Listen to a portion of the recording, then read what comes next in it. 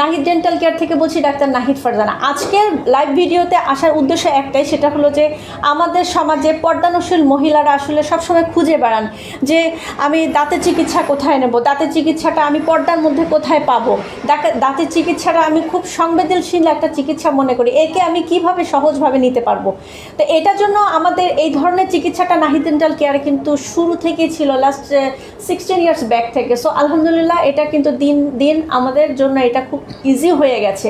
যারা মহিলারা পর্দা করেন তাদের জন্য, দেশের বাইরে যারা আছেন তাদের জন্য নাহিদ ডেন্টাল কেয়ারের সেবার দরজা সবসময় খোলা। আজকে আমরা আমাদের খুব একদম মানে নিজের আমার বোন বলতে গেলে আমি এটা আসলে দ্বিধাবোধ করব না, এই আপুর সাথে আপনাদের আসলে একটা ওনার যে এক্সপিরিয়েন্স নাহিদ ডেন্টাল কেয়ারের ট্রিটমেন্ট নিয়ে আমরা সেটা একটু শেয়ার করব।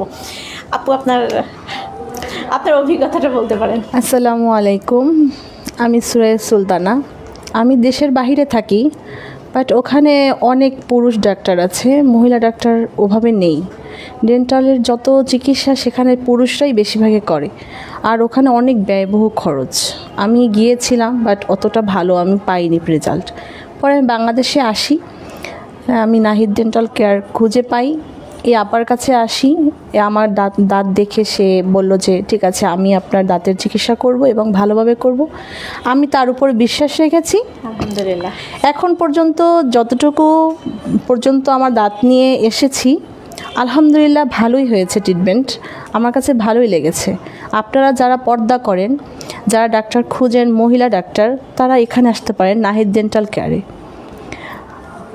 এখানে আসলে আপনাদের ভালো লাগবে এবং এদের ব্যবহার আমার কাছে অনেক ভালো লাগছে।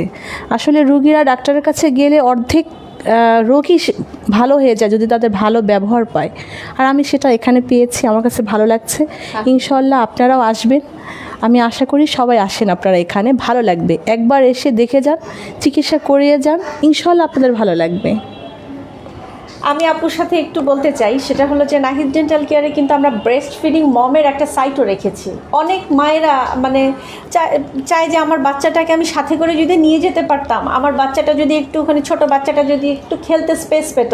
আমাদের নাহিদ ডেন্টাল কেয়ারে কিন্তু সে স্পেশাস রুম আছে বা প্লেস আছে যেখানে বাচ্চারা নির্দ্বিধায় আসতে পারে, এবং ব্রেস্ট ফিড মমের জন্য কিন্তু আমাদের স্পেশাল স্পেস আছে। সো সেখানে তারা সেভাবে বাচ্চাকে নিয়ে ব্রেস্টফিড করে ট্রিটমেন্ট নিচ্ছে। যেহেতু ডেন্টাল ট্রিটমেন্টটা একটা টাইম বিং ফর্মুলেটেড ট্রিটমেন্ট এবং এটা টাইম কনজিউম করে, সো এখানে আসলে বোরিং ফিল করার মতন পরিবেশ আমাদের নাই।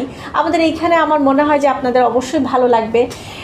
মহিলা ডাক্তার, মহিলা পেশেন্ট, এটা কিন্তু আসলে সমাজের সবাই চায়।